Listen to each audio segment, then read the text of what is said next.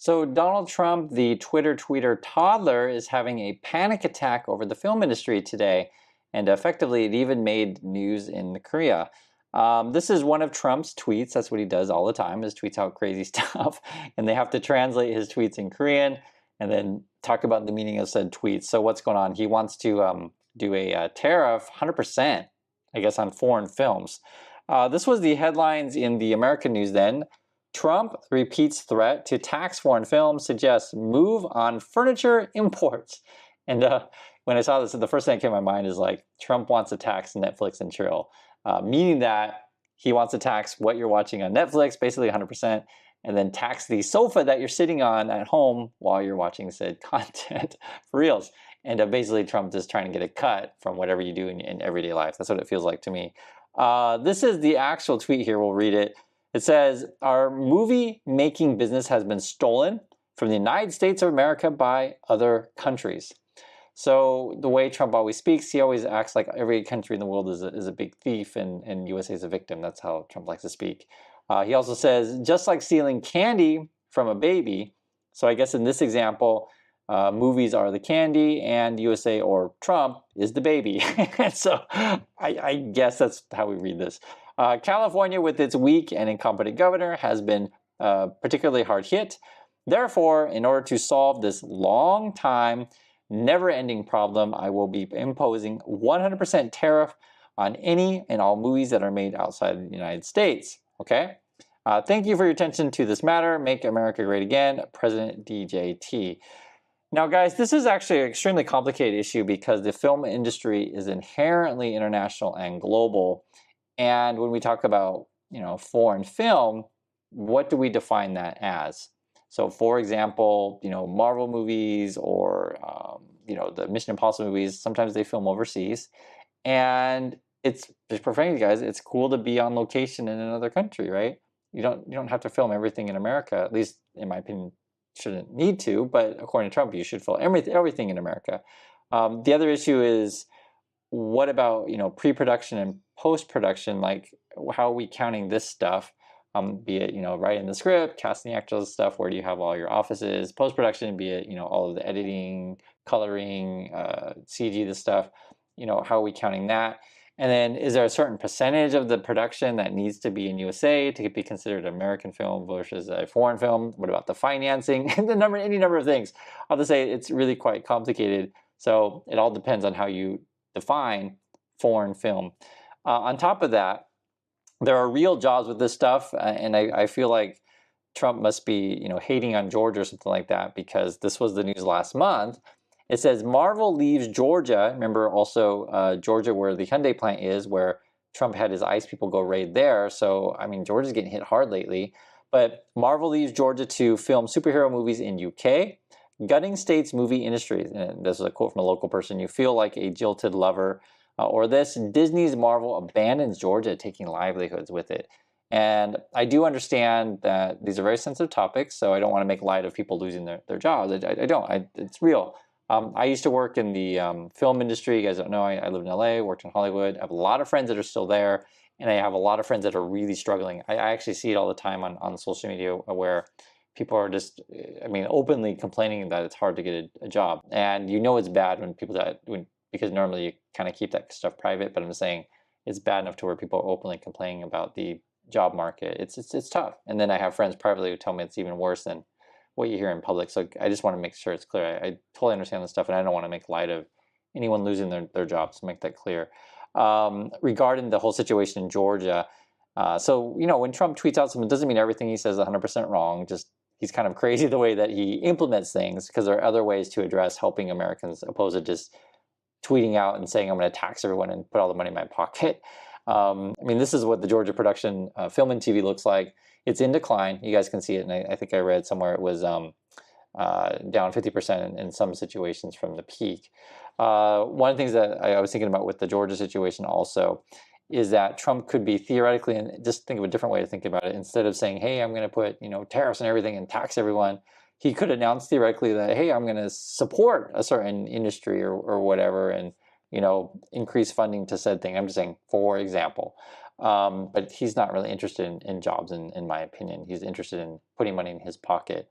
In terms of productions, this was interesting. It says Marvel is making 2 new Avengers movies and the next Spider-Man at a facility outside London. So I guess the UK is really aggressive in getting Disney over there. And then Barbie and the Wicked movie were, I guess, were also filmed in the UK. And then it was saying that many films are also produced in Canada and Australia. There's a certain locations that are more advantageous. Regarding the, Avengers or Spider-Man stuff, if all of it's in the studio, yes, then you could probably film that anywhere, and then you have a case of like, hey, why aren't you filming in USA? I totally understand this stuff. But the problem with this stuff is like, how much do we want Trump involved in sort of like every single industry?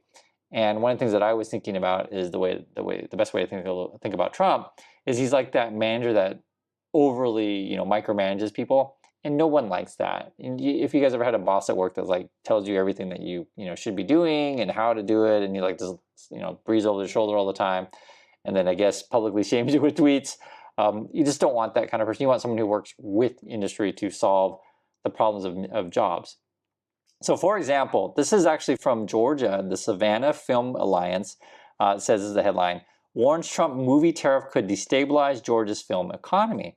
And I want to read their statement just to give you different points of view on this stuff. So my, I guess, official stance is, I don't want any tariffs by Trump in any of this kind of thing, because this particular one was just an accounting nightmare. And again, the film industry is heavily globalized and all over the place. And then here's their statement. It says, President Trump's proposal for a 100% tariff on foreign-made films is not only unclear, but potentially destabilizing for states like Georgia, which have already experienced a marked decline in film production.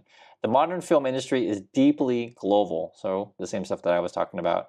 They also give more details. They say, on a single film, financing, shooting, editing, post-production, and many other aspects of production often take place in multiple countries. If such a tariff were imposed, it is uncertain what would even qualify as a, quote, foreign film. That ambiguity alone could discourage studios from moving forward with projects. So basically, because Trump put in a tax, no one would understand how this tax is actually be implemented, and they want to stay in compliance. It's just like, let's just wait it out. And I think a lot of companies have been saying that. Basically, Trump's going to be gone in 3 years or so. Let's just wait it out. Let's see what more they have to say from Georgia. Beyond the practical challenges of enforcement, this kind of policy could also invite retaliation from other countries, so possible trade wars. And if you guys don't know, I mean, films is a big business for USA, exporting, cultural products all around the world. And in fact, when you make positive things to where American characters are viewed as heroes and, attractive, etc., it's actually very positive for the American image. And you don't really want to get in a trade war over this stuff when America does very, very well with films, television, stuff like that in terms of exports. So, try to explain this stuff to Trumpers, maybe they don't get any of it, but that's okay. I'm still trying my best. Let's read more here. It says, okay, so we don't want a trade war. Inflate costs for distributors and audiences and place independent films at a severe disadvantage. Georgia has invested heavily in its film workforce and infrastructure, and those gains could be eroded if global collaboration becomes economically punitive, right? So they're saying, you may stop all productions because the way that maybe sometimes you do business, maybe you want to use, another studio in collaboration for, various reasons. And like, if you halt all production, then we all lose essentially with Trump tariffs. At a time when the state is already seeing fewer big budget productions, what Georgia needs are policies that attract and retain projects, not ones that add more uncertainty. A tariff of this kind would risk doing far more harm than good, both nationally and locally. And I want to talk a bit about the Korean industry because it relates to Georgia, and I'll explain in a moment here. So if you don't know, this is the big news here in Korea also, but it was a few years ago. The movie Parasite was a fantastic movie, the best movie that year. If you haven't seen it, I highly recommend it. If you look at, say, TV shows recently, Squid Game is also very, very good. And then here's another one. This is actually a new movie. I think it opened this week. We haven't seen it yet. We'll try to see it as soon as we can. It's called No Other Choice.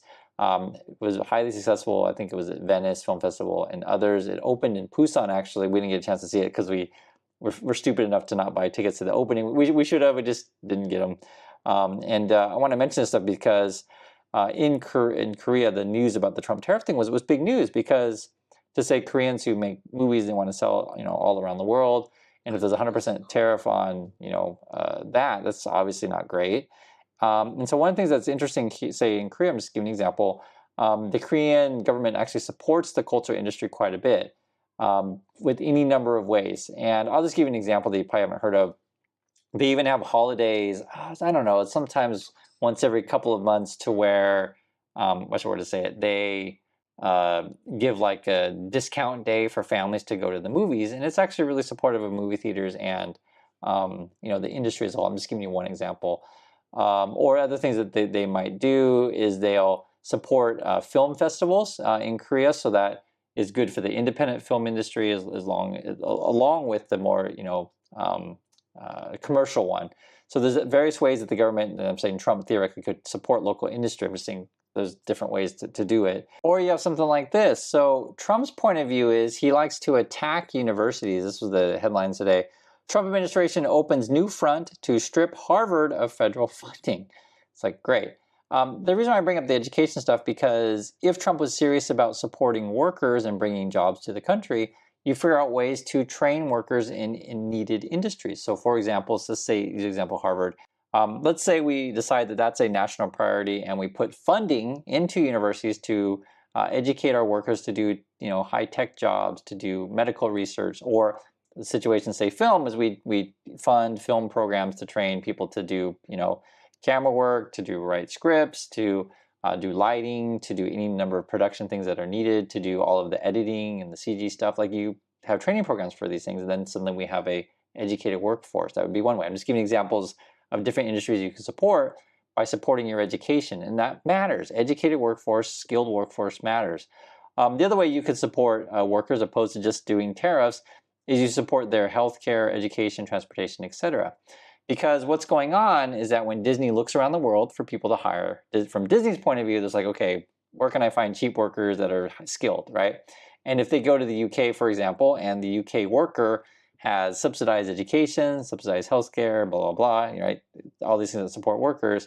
And then from Disney's point of view, they pay a lower salary, for example, to people in UK, then the American workers seem expensive and they're less trained and less supported by the local government. What I'm trying to say is that if Trump was really serious about helping regular Americans, it would be much more than just tariffs. It'd be supporting Americans in all of their daily life. And yes, maybe you won't get as high of a salary, but you won't need a high salary if much of your costs are reduced, right? I would, and I'm telling the truth of it, I would definitely take a lower salary if I had free healthcare, free education, free transportation. Just think about that. Wouldn't you? Let's say you took a 10% salary cut or whatever, just for example, but you had like all these other things for free, your quality of life is actually much higher. And this is just a different way of thinking about the world that I like to talk with you guys about, because it's something that Americans don't talk about enough, because many Americans have never experienced life in other countries and know what it's like. And I can just tell you, happiness levels go way up if you can reduce costs and support workers and get someone in office who's obviously not Trump, who actually cares about regular people and not just putting money into his pocket. So that's my thoughts on this stuff. I'd like to hear yours, and I'll catch you all in the next video.